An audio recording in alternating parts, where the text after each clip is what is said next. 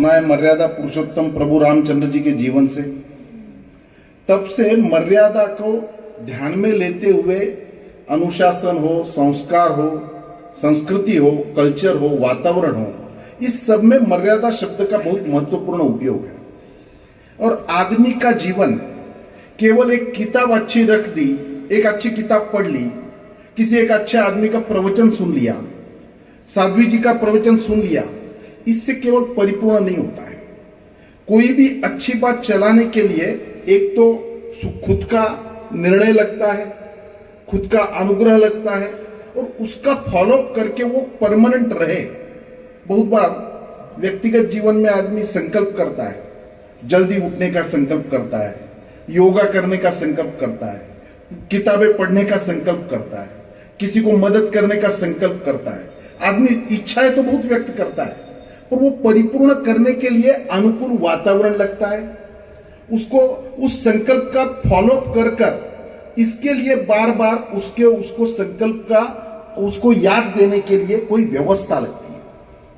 मैं भी राष्ट्रीय स्वयंसेवक संघ का स्वयंसेवक रहा हूं। एक बार प्रतिज्ञा वहां भी होती है, जब जब हमारा प्रशिक्षण होता है वहां पर प्रतिज्ञा ली जाती है, पर हर रोज की शाखा में प्रार्थना से उस प्रतिज्ञा को बार बार याद दिलाया जाता है कि वो अलर्ट रहे, वो किसके लिए प्रतिज्ञा की है। केवल एक बार प्रवचन सुन लिया तो आदमी के जीवन में परिवर्तन नहीं होता है।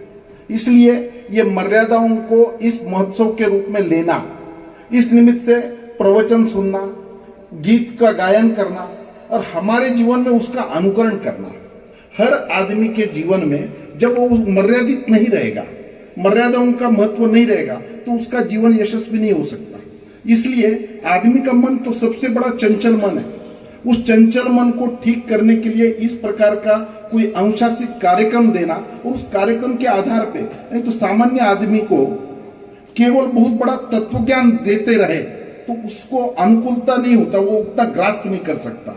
उसके लिए इस प्रकार के कार्यक्रम की रचना हमारे गुरु जी ने की है, और हमारे व्यक्तिगत जीवन को उन्नयन करने के लिए इन सब बातों का प्रभाव होता है। दूसरा, व्यक्तिगत आदमी अकेला कर लेगा अपना, उससे काम नहीं होता।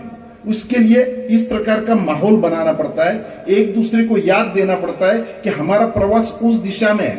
और इसलिए मर्यादा महोत्सव है जो हर साल करते जाते हैं, एक दूसरे को याद देना है और सब समाज को लिए साथ में आगे है बढ़ते जाना, ये सबका प्रवास है। तो मुझे ऐसा लगता है कि धार्मिकता, आध्यात्मिकता, संस्कार, ये सब बातें इस प्रकार के वातावरण का ही परिणाम।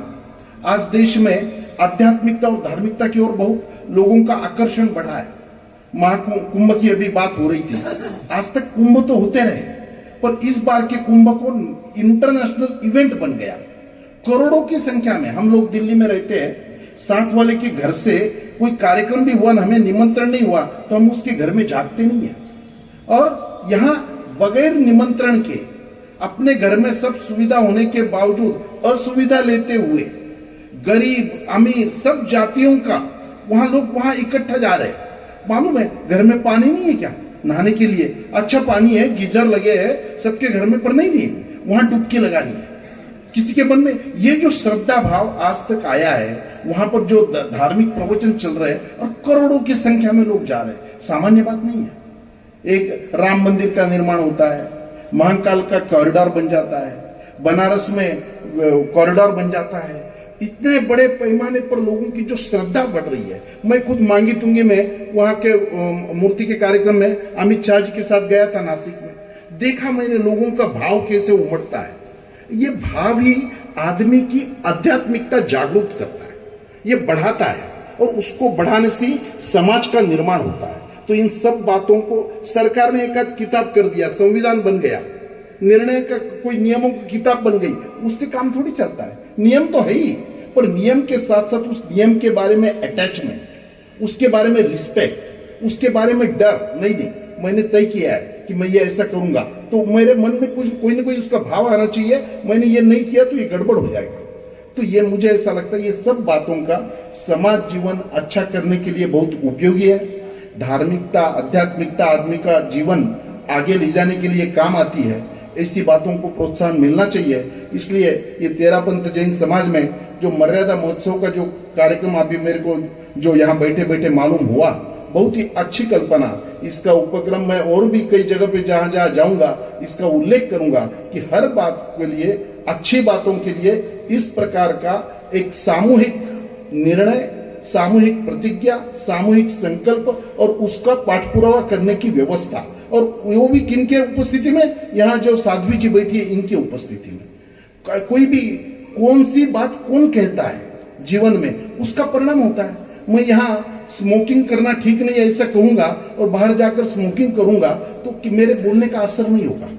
कहता वही आदमी का परिणाम होता है जो अपने जीवन में उसको अवतरित करता है। ये साध्वी जी यहाँ जो बैठी है, हमारी जो गुरु परंपरा है कि उन्होंने अपना व्यक्तिगत जीवन खत्म कर दिया। उनका कोई बैंक अकाउंट नहीं है। अपना समाज में सब सुख उपभोग होते हुए भी समाज के लिए उन्होंने खुद को समर्पित किया है, अपना जीवन का उदाहरण प्रस्तुत किया है। और वो लोगों के सामने जब कथा कहते, एक बात मैं भी कहूंगा और साध्वी जी कहेगी तो साध्वी जी का परिणाम ज्यादा होगा, क्योंकि उन्होंने अपना जीवन समाज के लिए समर्पित किया है। इसलिए कौन कहता है, कैसे कहता है, किन शब्दों में कहता है, किस शब्दों में हम उसको सुनते हैं, और उनके उपस्थिति में स्वाभाविक रूप से इसका एक माहौल बनता है, परिणाम बनता है। इसलिए ऐसे उत्सवों का उपयोग है। बहुत ही अच्छे एक उपक्रम में मुझे आने का सुखराज जी ने आज निमंत्रण दिया, मैं उनको धन्यवाद देकर